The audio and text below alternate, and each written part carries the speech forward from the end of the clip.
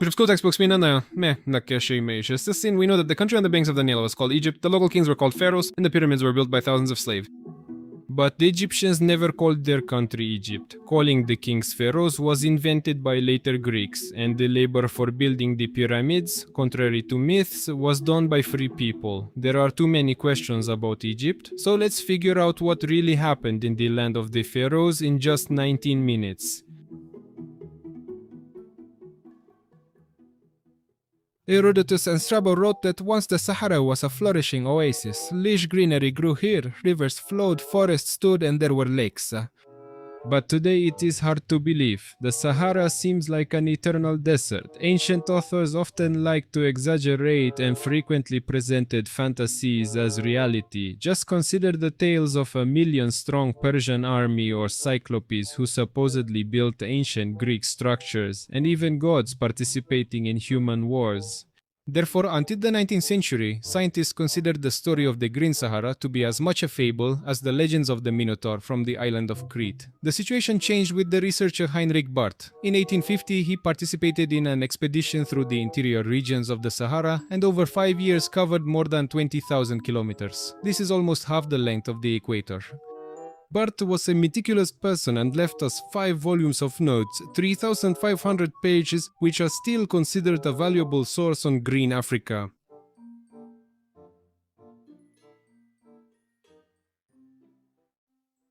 And indeed, about 10,000 years ago, the Sahara was green. Proto-Egyptians led a nomadic and semi-nomadic lifestyle, hunted, gathered fruits, and of course, were not yet planning to build pyramids. But by 3700 BC, the climate rapidly deteriorated. The desert swallowed once fertile lands and pushed people to the banks of the Nile, the only living artery. By this time, domesticated wheat had already arrived in Egypt from the Middle East. People knew how to work stone and began to unite to cultivate the land together, defend against enemies, and share the harvest. With the growth of social inequality, the first beginnings of statehood started to emerge. Whoever had more bulls became the leader. Over time, the power of the leaders became hereditary, and all the land their property. Small communities grew and merged into larger entities called septs. The Greeks would later call them nomes and the Romans prefectures. The annual floods of the Nile, starting in mid-July and reaching their peak in the fall after the spring retreat, left a layer of fertile silt on the Nile banks, creating extremely favorable conditions for agriculture. It's no wonder why the Egyptians worshipped their river and called it a gift of the gods. These gods were zoomorphic: crocodile, jackal, birds, and even the scarab beetle. Each animal was a symbol of strength, order, or chaos. For example, the jackal-headed Anubis was the god of the dead and the patron of mummification, probably because jackals often roamed cemeteries. The falcon-headed Horus symbolized the sky, royal power, and victory over chaos. Ibis-headed Thoth was considered a patron of wisdom, writing, and the measurement of time, while Hapi, the god of the Nile flood, was depicted with female breasts as a symbol of abundance and fertility. After the emergence of the pantheon of gods, power in the community shifted from the wealthy to the wise, that is, to the priests, because they were the ones who knew about all the epic battles of the gods, how their familial connections were arranged, why the sun rises in the east, and why stars are needed. In essence, a priest is someone who possesses a vivid imagination, eloquence, and most importantly, understands the phases of the moon. After all, it is the knowledge of the lunar calendar that allows him to perform magic, such as predicting tides in seas and oceans, or determining the best time to sow wheat. Egyptian religion permeated all spheres of life, from birth to death. In fact, the Egyptians imagined the whole world as a pantheon of gods. The sky is the goddess Nut, the earth is the god Geb, and the stars are their children. Between Geb and Nut is the god of wind, Shu. Across Nut's body moves the sunboat of Ra. When it dives underground, entering the realm of the dead, night falls. Emerging, a new day begins. Everything is simple, clear, and logical. The cult of the dead played an important role. Egyptians believed that the land of the dead was in the west, where the boat of Ra dives. Therefore, they made burials in the west. That is why all Egyptian tombs are on the west bank of the Nile.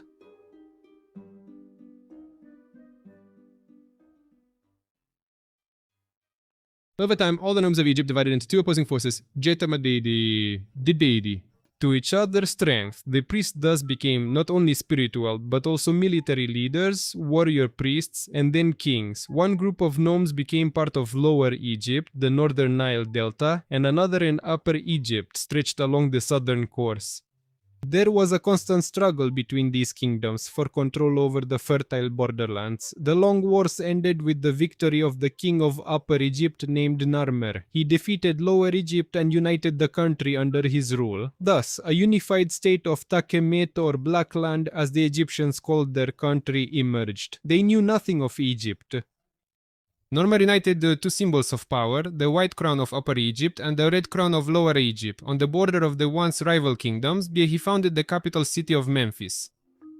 The Egyptians called it Hikupta, and it was this word Hikupta that the Greeks later reinterpreted as Egyptos, from which the modern word Egypt originated.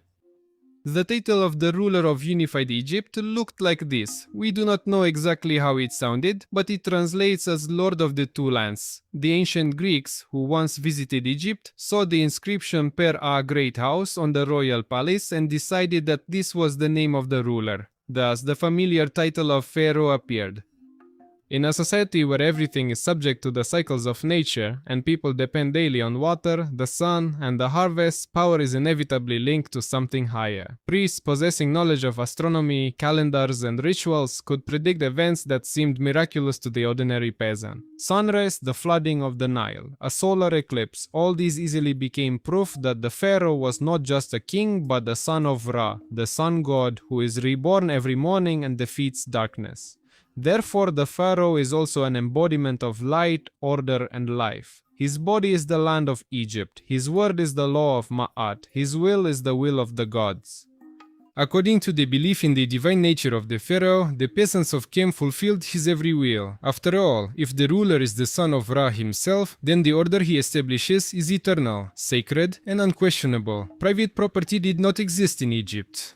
Everything belonged to the state, which meant the pharaoh. Egyptians, like bees, worked tirelessly, delivering the entire harvest to state granaries, that is, to temples, where priests managed accounting and distribution. Wages were paid in grain and beer. An ordinary worker received about 200 kilograms per month, and a craftsman 250. Such a centralized system gave Egypt obvious advantages.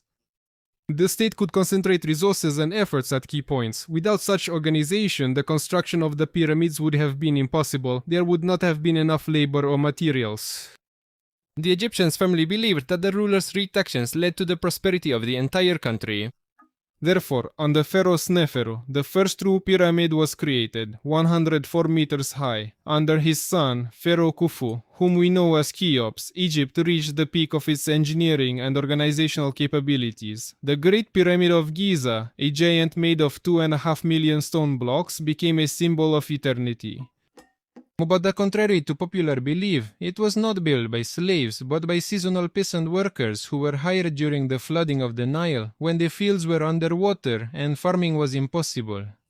Their labor was not so much a duty as a sacred obligation to the pharaoh and the gods. Granite for the inner chambers of the pyramids was quarried in Aswan, 859 kilometers south of Giza, and the facing limestone was brought from Tura, just 12 kilometers away. But how did the Egyptians move multi-ton blocks over such distances? Ancient frescoes gave us the answer.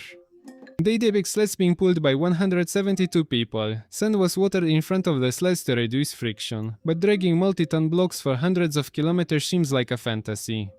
Of course it's Bani Metros, it's fantasy. No one dragged them that far. The Nile's course at that time flowed near the construction site. Stones were transported by water and then dragged to the pyramid just a couple of kilometers, and the blocks were lifted using a ramp system.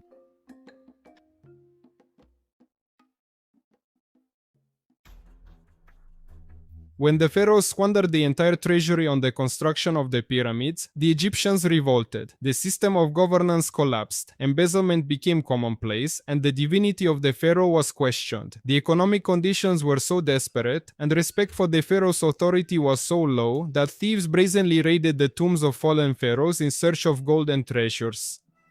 The Hyksos, a tribal alliance formed in the territory of Palestine and northern Arabia, took advantage of this chaos. They invaded Lower Egypt, defeated the Egyptians, and proclaimed their leader as the new pharaoh. During this same period, according to the Old Testament, Joseph, one of the Abraham managed to achieve a high position at the Hyksos court. The figure was skilled in interpreting dreams and predicting the future, for which he received the pharaoh's daughter as a wife and the opportunity to move all his relatives from Canaan to Egypt. Thus, the future Hebrews migrated from the arid land of Israel to the fertile Goshen. Struck by the tactlessness of the Hyksos and the Hebrews, the Egyptians carried out a military reform. A new type of troops was created, light chariots. More advanced types of weapons began to be used. A new system of army recruitment was introduced, increasing the proportion of foreign mercenaries. These reforms helped expel the Hyksos and became the basis for territorial expansion carried out on an unprecedented scale. The territory of Egypt was expanded to the third cataract of the Nile, and Phoenicia was subdued. Babylon and Assyria, fearing Egyptian power, sent the pharaoh rich gifts, which he considered merely tribute. According to one version, Nefertiti arrived in Egypt from Mitanni as a gift to the pharaoh. According to another, she was a native Egyptian. Be that as it may, she went down in history not as a reformer, but as a woman of striking beauty. Her famous bust, found in 1912, is well preserved and has become one of the most recognizable symbols of ancient Egypt. During Nefertiti's time, Pharaoh Amenhotep IV abandoned traditional polytheism and proclaimed the cult of the single deity, the solar disk Aten. In honor of this, he took the new name Akhenaten, meaning useful to Aten. Together with Nefertiti, he became the first priest of the new cult. The Egyptians tolerated the pharaoh's heresy, but after his death, they declared him a heretic and restored the old faith under the famous Tutankhamun. However, Tutankhamun became famous after his death. During his short reign from 10 to 19 years old, he did nothing remarkable. His main achievement came after his death, when in 1922 his tomb was discovered, almost untouched. This spurred interest in ancient Egypt. Thus, Tutankhamun, like Nefertiti, became involuntary promoters of their homeland millennia later.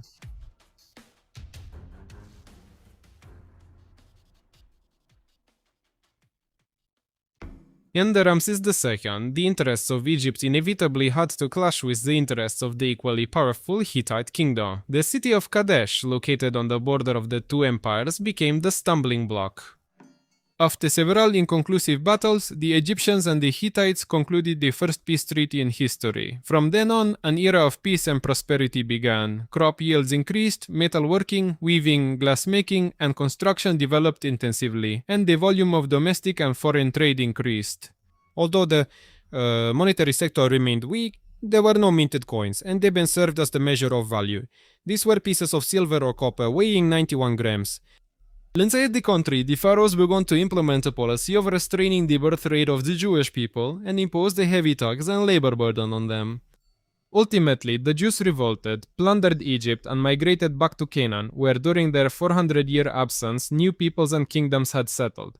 The Promised Land had to be reclaimed through battle. I made a separate video about the history of the Jews, so we won't dwell on it here. Nendeza meshe yanbasha kodeba. Egypt faced a large-scale invasion by the Sea Peoples. This event went down in history as the Bronze Age catastrophe. The scale of the invasion astonished contemporaries. Great civilizations fell one after another under the onslaught of invaders. The Hittite kingdom was wiped off the face of the earth. Phoenicia and Babylon were devastated. In these conditions, Egypt remained almost the only surviving state in the region.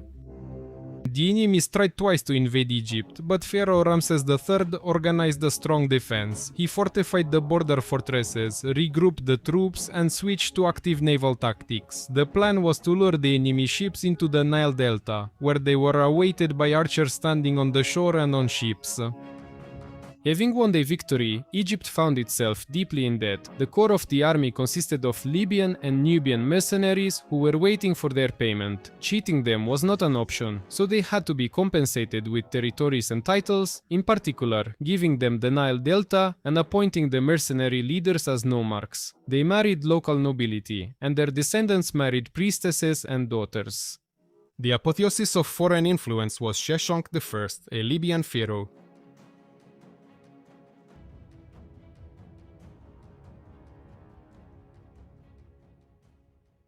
After the invasion of the Sea Peoples, all international connections, which were so noticeable and widespread in the late Bronze Age, were severed. There was a Sealand, the Seleucid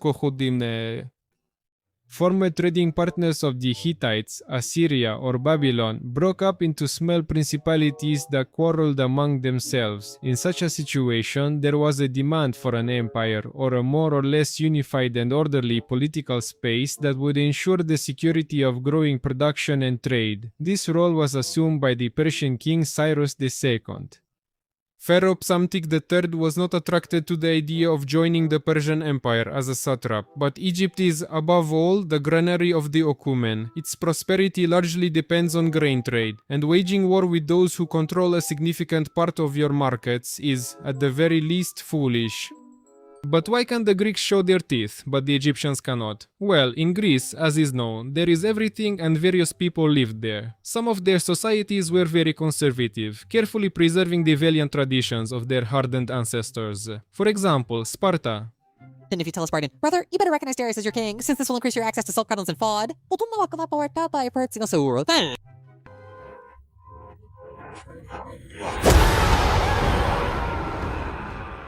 No, these guys were ready to stand on principle as they proved at Thermopylae. But despite all the Spartan heroism, the main role in the Greco-Persian wars was played by Athens, which by that time traded not only with Asia, which was under Persian control, but also sailed to Carthage and Italy. That is, their losses from the war with the Persians were not as fatal as for Egypt, and the reasons to submit were not as significant. The pharaoh, apparently not very savvy in economics, decided to surpass the Spartans in brutality and entered the war with the Persians. As a result, he was killed. His daughter was forced to carry water for the Persian horses, and his son was harnessed to the chariot of the Persian king Cambyses. But the final end of ancient Egypt came in 332 BC, when the army of Alexander the Great entered the land of the Nile. The Egyptians, exhausted by the Persian yoke, proclaimed Alexander as pharaoh even before he set foot on Egyptian soil. They did not care who would become their ruler as long as they got rid of the Persians. Alexander fulfilled their request. He defeated the Persian garrisons, founded a new capital, Alexandria, and then died.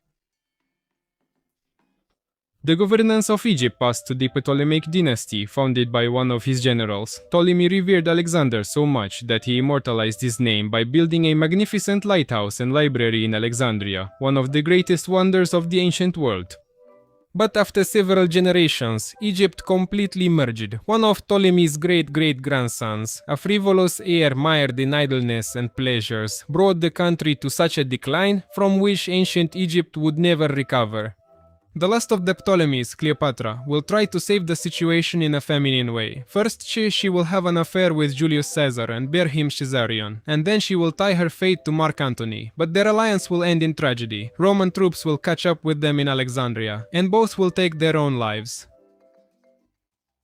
After this, Egypt will become a Roman province and will never again rise as a great civilization. In the following centuries, only foreign conquerors will pass through this land: Romans, Arabs, Turks, and the greatness of the land of the pharaohs will sink into oblivion.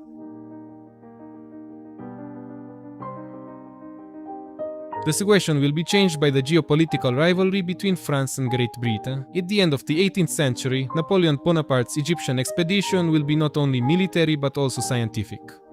It was then that the Rosetta Stone would be found, the key to deciphering Egyptian hieroglyphs. A new era of discoveries would begin in Egypt. 160 scientists and more than 2,000 artists and engineers would compile the colossal work, Description of Egypt, sparking a trend for Egyptomania in Europe. Later, the world will learn about the sensational discovery of the papyrus from the library, and Oxyrhynchus, the beast of Nefertiti, and finally the almost untouched tomb of Pharaoh Tutankhamun. The greatness of Egypt did not disappear, it simply slept buried in the sand, waiting for its time to speak to us again through the millennia. Did you like the video? I have similar ones about Babylon, Sumer, Phoenicia, and Israel. Thank you all for watching and goodbye.